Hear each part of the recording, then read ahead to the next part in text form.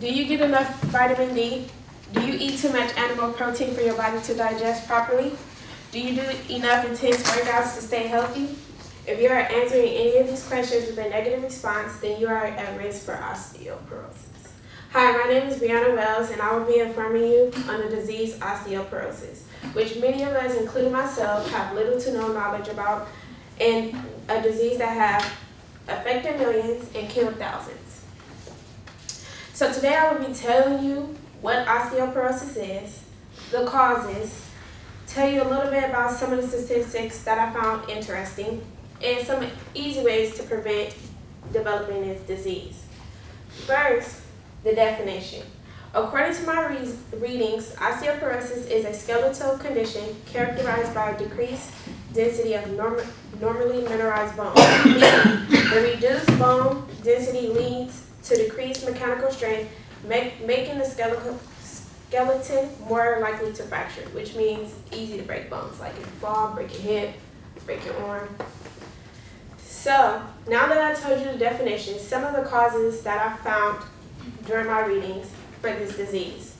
So according to Maria Woods, injecting too much animal protein causes acid overload, causes acidosis, which means basically you eating fried chicken every day, eating steak, instead of sometimes probably eating fish or just eating veggies can higher your risk. Next thing I found, according to 4 authors, which was Gamage, Gasparotto, Mack, Clincher, development of osteoporosis occurs when failure to reach peak bone mass prior to maturity or excess bone loss, which means usually you reach your peak at the age of 30, so you can start having these effects by then if you have these things. Also, in their article, the increase in smoking and consuming alcohol higher your risk. They found this out after doing research where they discovered after they discovered 9% of them admitted that they consumed alcohol and 6.6% admitted that they smoked, which all these people have osteoporosis. The last thing that I found were by 3 authors called Lane, Clark, and Turner that said 39% from the age 20 to 49 intake the correct amount of calcium, which is an issue, being that this is one of the main life factors that help you prevent osteoporosis, which means we're not getting enough vitamin D, we're not doing what our body needs to prevent this. Now that I expressed to you some of the causes, I'm going to express to you some of the statistics that I found that kind of surprised me. Now, again, from Gamage, Gasparotto, Mack, and Clincher stated approximately $19 billion is spent on osteoporosis-related hip fractures. That's only hip fractures, not including arms, fingers, whatever other limbs that you have. Then I noticed from Sarah McBain, who is part of the American Association of Clinical Endocrinologists, noted the cost of osteoporosis has approached $17 billion. If it keeps increasing like this by 2025, we'll be at $25 billion. I don't think we really have much more money to spend.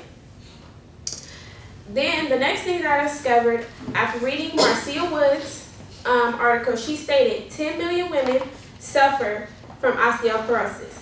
28 million, including men, are at risk.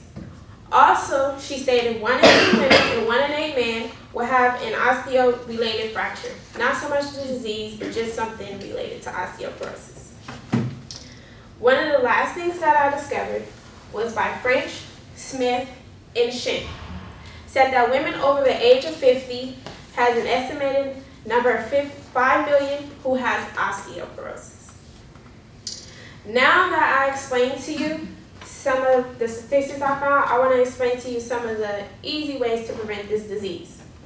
First, do enough intense workouts. Walk into your car, picking up the remote, that does not count. Go to the gym once a month. I know it can be hard because some of us are busy, but in the end it will pay off. Second, limit the amount of alcohol you consume and smoke. It's not saying don't do it at all. It's just saying just limit it. Last thing, limit the intake of animal protein.